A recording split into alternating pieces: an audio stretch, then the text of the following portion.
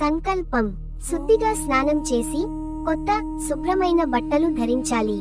గాయత్రి దేవిని ధ్యానిస్తూ రెండవ రోజు పూజను సఫలముగా చేయాలి అనే సంకల్పం తీసుకోవాలి. ఆవాహన: దేవి ఆహ్వానం. గాయత్రి మాత విగ్రహం లేదా చిత్రాన్ని పసుపు, కుంకుమతో అలంకరించి పూలు పెట్టాలి. దీపం వెలిగించి ఆవాహన మంత్రంతో గాయత్రి దేవిని ఆహ్వానించాలి.